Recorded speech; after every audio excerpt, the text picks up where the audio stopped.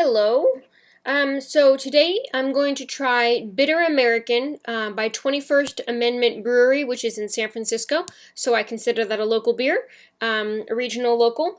And I love beer or brewing companies that share with you details about their beers. So this is an extra pale ale, with bold malt and hop flavors, because it's a session ale. So a session ale is really has the IPA ingredients, but done at lower alcohol, so you can enjoy a couple and not be loopy crazy drunk. So it's 4.4% alcohol by volume, and then this particular brew is 42 IBUs. And so the BJCP doesn't have a category for session ale, although it's something that's probably going to end up being added in the future. There's a couple like black IPAs and rye IPAs and things like that. But they're like category benders, so I could judge it as an American IPA or as a specialty ale, which is going to be judged in its base category anyway. So I've decided I'll just really evaluate it for just share with you my thoughts on it in each of the categories. But I will reference American IPA a little bit, just because I want to kind of compare with you what category or what am I trying to say here? The characteristics that this beer has in common with that particular style category. Alcohol by volume for a standard IPA is 5.5 to 7.5%. So again, this comes in at 4.4, and then the IBUs are between 40 and 70. And so this is at the low range for an IPA, but still bitter enough that you can taste the hoppiness.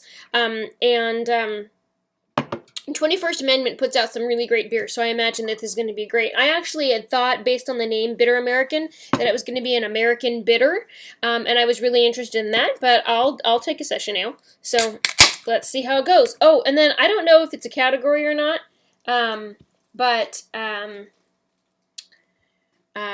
beer in a can, that could be another category. So currently I'm waiting for it to stop pouring foam all over my carpet. Which is unfortunate, but there it is. What a mess. Okay. So now we know why there are spots on my carpet. Okay, so smell. First thing right off the bat. Actually, let's comment on why it might have foamed up like that. So it's been in my refrigerator for at least half the week. I think I got it,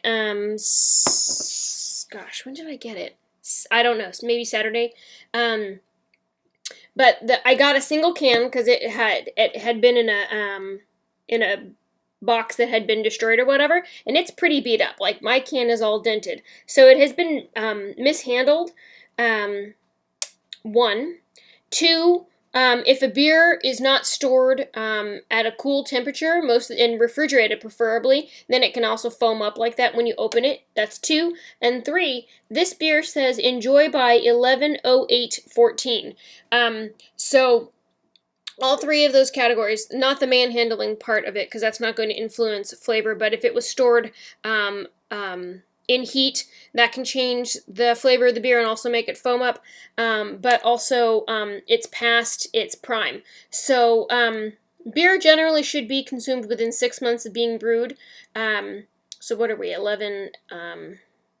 So we're about 3 months past that prime. So that could influence the flavor. And it might have something to do with the fact that it might have contributed to the fact that it foamed over. But anyway, so it definitely had good head. We can see that. And it has retained some of that head. Now it actually is still pretty clear head across, and not just lacing. Aroma. So what I was going to say before I got interrupted by all that foam was, boy, can I smell hops. This is super hoppy. So it's citrusy, piney, floral, very intense hoppiness.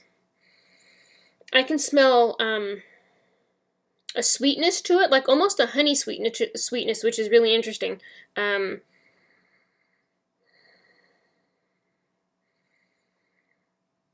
And some wheat. And so it's an extra pale ale, and so I can definitely smell the pale ale qualities in that, where it has very like grainy, weedy kind of scent to it. And I think that part of it, that's probably part of why it's so hazy. It has a little bit of haze to it, which I don't know if you can see from the video. Unfortunately, it's a little hazy. It's not crystal clear. But if it's a pale ale, that's really next door to a wheat ale. Next door neighbors. So I just want to drink it. We've done aroma and appearance, so now we can drink.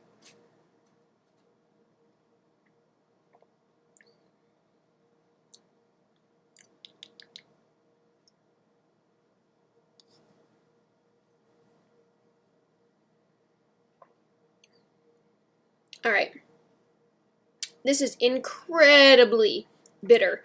For a 40 IBU beer, I'm impressed with how bitter I perceive it. And I think a lot of that is because it's heavily hopped, and so it finishes really hoppy. And so it's very astringent and drying and tastes basically like grapefruit juice at the end.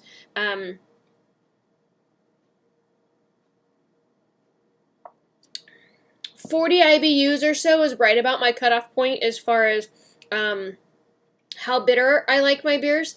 And so this is probably the upper echelon for me, so that might be why my opinion of it is leaning toward bitter. Wow, what a mess. Anyway, but a couple of drinks in, after you kind of get over all of the intense bitterness, I can start to appreciate the other qualities. So it has like a,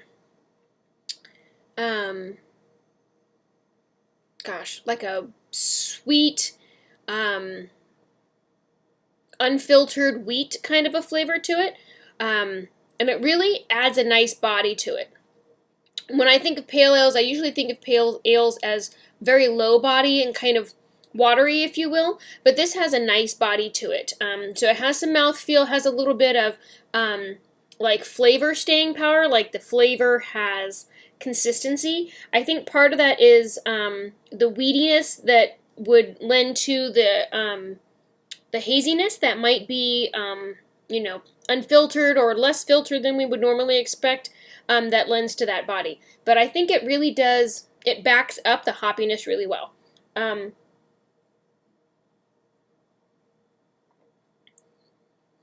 Very, very, very intense hoppiness. And after a couple of drinks, like, it's not quite so overwhelming, and becomes a little bit more drinkable. Part of that is the difference in flavor from something that's colder to something that's a little bit warmer.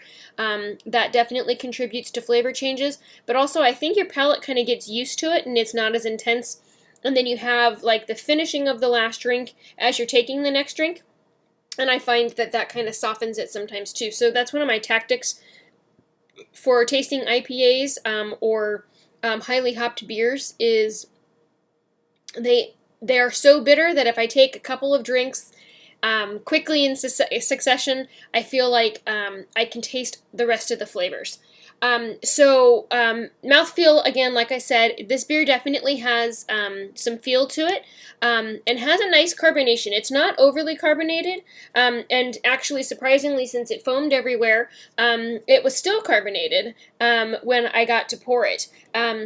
So very drinkable. I like the idea of session ales, because a lot of high hop beers end up being a higher alcohol content, and that's all well and good, and I like beer that has alcohol in it, don't get me wrong, but it's different if you go and you have a drink of 4.4% beer, as opposed to having a beer that's 6, 7, 8, 9%, especially if you have two beers. And so if it's something that you want to drink a couple of, like you're having a barbecue and you want to hang outside and you want to have a couple of beers, you're not going to be drunk after you have a couple of session ales, but you'll still get the hoppiness that you've come to appreciate out of an IPA or a lot of American higher hop value beers. So I think it's a great concept. I'm curious to see some of the other beers that are higher alcohol content, if they kind of come up with a session ale version of those as well. Right now, session ale really means a low alcohol, high hop beer, but I feel like that the category could evolve. So I'm curious to see kind of where they go with that. But if you've had some session ales that you enjoy, share with me down below. Let me know what they are. I can't think of a lot of them off the top of my head. I know there is session ale, and it's not incredibly hoppy. I don't remember what its alcohol content is, and one of the reasons that I buy it a lot is because it has rock, paper, scissors under the cap, and I like to play rock, paper, scissors with my friends for the night. But that could be a good example of another session ale. There are several that are coming out. You could probably find them at craft brewers a lot. And then if you have a specialty beer shop that's by you, I recommend asking them and then giving session ale a try. If you're into IPA, you'll definitely like session ales. So hats off to 21st Amendment, who almost always puts out a superior product. And so give this one a shot. Let me know what you think about it. Thank you so much for watching, and have a good night.